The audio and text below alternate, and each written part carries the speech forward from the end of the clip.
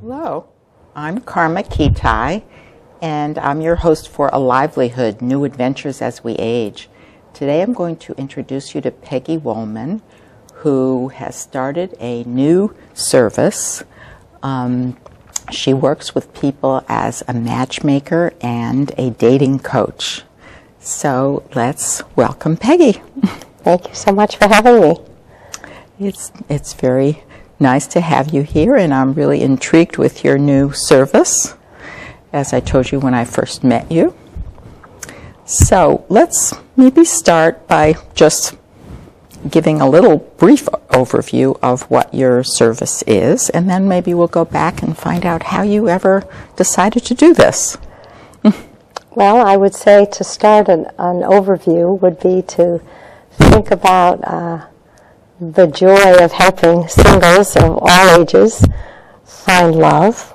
Mm-hmm. In many cases, empowering them to become their own matchmakers, trying to look for mutually loving and respectful relationships, in addition to which sometimes I do individualized matchmaking through a database that I've acquired over the past few years, and also being a native of Boston and having 4 married children and lots of connections, which is really what I think looking for love is all about, meeting people and getting out there. So so I offer dating coaching for singles of all ages, men and women, and matchmaking as well. Now, there are probably a lot of people watching this show who are thinking, oh boy, Peggy is just the person I need.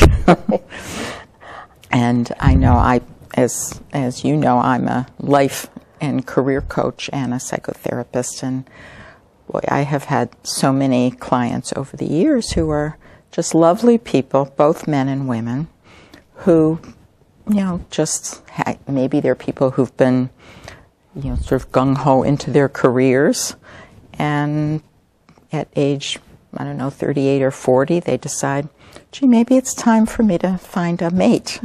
And it's not so easy, is it? No. It's, and, we myself included, participated, I think, in raising a generation, particularly of women who are very independent, this generation, and career-minded, and are very good at their jobs, and spend a lot of time at their jobs, and as you say, have maybe set aside or postponed, or maybe just thought it would just happen, and then suddenly they wake up and their biological clock is ticking, and they're wishing they had devoted a little more time and energy to this process. Basically, I think that at any age, though, it requires the same kind of being proactive and stepping out of the box a little bit. The advice I tend to give most often is to forget your lists and try lists of what? Expectations, criteria, somehow background, education, and be open-minded. That just let life unfold a little bit, and for people to be very open to the fact that love may come in a totally unexpected package. So, do you have any examples of people who may have found someone in a totally unexpected package? Well, yes. So I would say 2 stories come to mind. One is one of my favorites, which is a female client, 59 years old, and she was about to attend a wedding of a best friend who was a little older than she was, second marriage. And she came in and she was feeling actually a little depressed and maybe a little jealous. She felt she'd been working hard at this and it had happened so easily for her friend. And we wrote a toast together that went something like, I'm so happy for my friend Martha that she's found this wonderful new person in her life, Mark, and I hope that I can find someone just as wonderful as Mark someday. So it takes a lot of courage to get up and make a toast like that, as you can well imagine. But there's nothing inauthentic about it to me. It's really how she was feeling. And at the end of the day, it wasn't a large wedding. There were only 80 people there.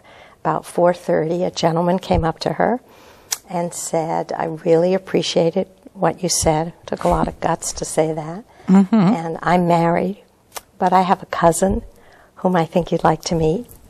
And they met. They've been happily married for some time.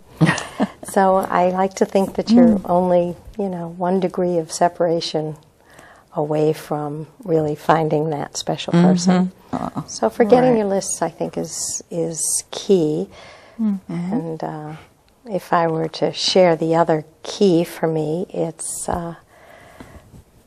to simply, the $64 million question for me is, where are all the good guys in Boston, and where are they? And it's really not where are they, which I think designates a specific location, and they're not in a specific location. But the question is not where do I find a guy, but how do I find? And being proactive and having a strategy and deciding that this is a priority in your life. So what is your take on online dating? I actually, for men and women over 35, I try to say this in a nice voice, but being online, it's not an option. You must be online. And I often quote the bank robber, Willie Sutton, when he was asked, "Why do you rob banks?" He said, "That's where the money is." And there are millions of people online now writing an online profile that's effective and genuine, having a terrific photo, getting some help to be online successfully. The numbers of women and men who meet wonderful women, it's I think it's now 1 out of 4. It was 1 out of 5. It's like, it's like to meet their partner online. What about those meetup groups? Well, a lot of the meetup groups are geared towards younger folks, so I would say under 35. But more now, they are really working at creating meetup groups in which they will have very specific assignments. So they'll say men and women between the ages of 45 and 60 join us for dinner at a particular restaurant, and then sometimes there's a wonderful group that I recommend a lot of more artistic films, foreign films, and then we'll have a discussion post going to the movies. So, very non-threatening social situations. And I think if you talk to the person first before you go to a meetup, you can kind of get a feel pretty quickly for who attends. And for a lot of women who may have been either widowed or divorced, a lot of their friends are married, and they tend to get pretty settled and comfortable in that context.